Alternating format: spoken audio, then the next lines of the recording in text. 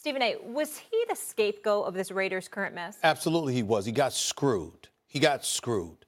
And that's really the bottom line in all of this. And I'm disgusted because I'm going to tell you something right now. You know what? Let me take a step back. Okay. Jon Gruden worked here at ESPN for many years. Yeah. Phenomenal on Monday Night Football. Phenomenal colleague. Yeah. I'm very, very disappointed at the Jon Gruden that I've seen in Oakland. From the moment he arrived, he talked smack about players that Reggie McKenzie had drafted. Mm-hmm. He got rid of Khalil Mack. Yeah. He got rid of Amari Cooper. A matter of fact, you have people out there joking that Jon Gruden should be Executive of the Year because he elevated Chicago and Dallas. Okay? I mean, he elevated two teams in the National Football League. Okay? I mean, that's what I'm saying. But because that's he elevated. facts. Both those players were difference makers. Both of those players are difference makers, okay? So not only do you do that, but in the same breath, you're talking about moving Derek Carr, who Reggie McKenzie also drafted. Also, you're looking at it from the standpoint that you don't want to spend money or what have you. You handicap this man. You're Mark Davis. You bring in Jon Gruden. You give him $100 million over 10 years with incentives, according to my sources, that buffers it up to 118 to 120 million if he meets certain goals or whatever the case may be. My point is that you ain't had a nice word to say about Reggie McKenzie since you arrived. You certainly haven't had a nice word to say about the job. Now, keep in mind, a couple of years ago, before Derek Carr goes down in the second to last game of the season, we were talking about the Oakland Raiders potentially going to the AFC Championship game.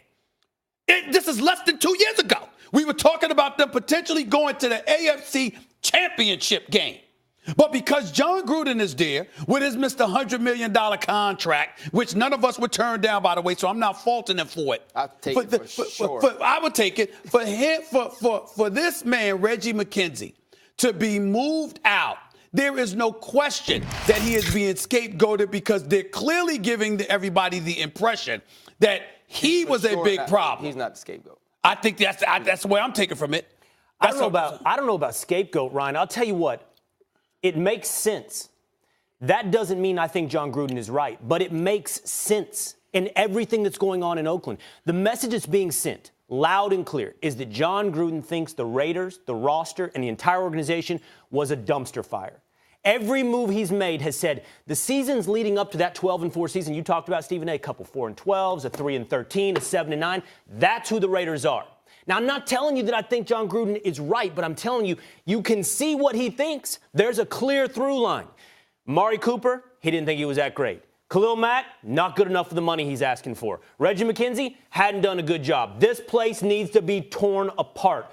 Jon Gruden clearly thinks that thing has to be stripped down to the nuts and bolts. And I'll tell you who needs to be put on notice. You mentioned his name. But what's clear as day is if you're reading the lines here is Derek Carr better be ready. Because if you think this thing is an absolute scrap heap, tear it down, well, that includes Derek Carr, does it not? Jon Gruden now has the chance, in fact, he has the obligation to build this up from bottom up, from nothing up. He has the draft picks, he has nothing left. And that's what I think he wanted. Well, Molly, you know what now? He better produce because there are no excuses left. So the reason I don't think that Reggie McKenzie is the scapegoat, because he was never going to be there. They're not selling this as we got rid of Reggie McKenzie because this team is underachieving. They're not selling this that we got rid of Reggie McKenzie because he dealt Khalil Mack, because he dealt Amari Cooper. They just let him go. Matter of fact, when they released a statement on it, they didn't even say they fired him. They said they released him of his general manager duties. Because Jon Gruden runs this team, and Will makes great points.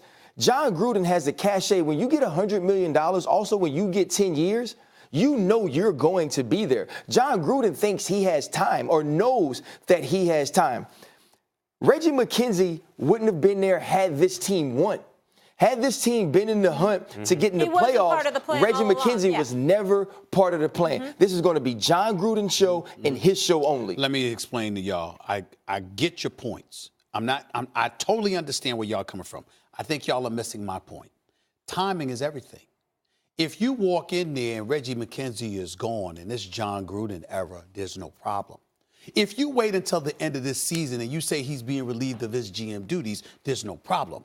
But when you tell the world that we're stripping this man of his responsibilities as the general manager with 4 games to go in a season, you don't have to spell the word scapegoat for somebody to comprehend that. That's how this looks. And that's the problem with all of this. I'm saying to you that Reggie McKenzie has been the man at the helm since 2012. We know who he's drafted. We heard Jon Gruden walk in the door complaining about the pieces that they had. So in other words, I'm also looking at it, I'll be honest with you, from the perspective of a black executive. Because again, what other jobs are you going to get? And the reason why I pay attention to that, Ryan, is this.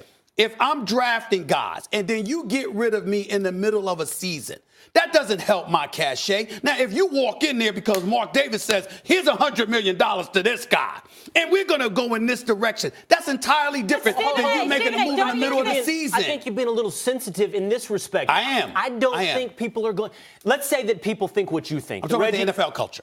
Okay, you are suggesting the NFL culture could internalize this as it's all Reggie McKenzie's fault because that's what you think the Raiders or Jon Gruden are trying to sell. They're trying to sell trading Khalil Mack, trading Amari Cooper. That's really on McKenzie. Now we're starting fresh. I'm telling you, I don't think anybody believes that. Nobody believes that. I think he's been so vocal about everything he's felt. He's been so vocal in tearing this team down and tearing these players down that everybody knows it comes from him. He was going to get a raw deal no matter what, even if they were successful. Absolutely. Everyone knows who's in charge. Khalil Mack, that was a fantastic pick. And look how Amari Cooper's panned out. So it's not like these are bad picks we're talking about. And again, Molly, I'm not even refuting that point. What I'm saying is that the rules are different for different people. That's what I am. And at the end of the day, absolutely even though y'all are correct in what you're saying, that doesn't mean that's how it's going to be perceived. That's all I'm saying.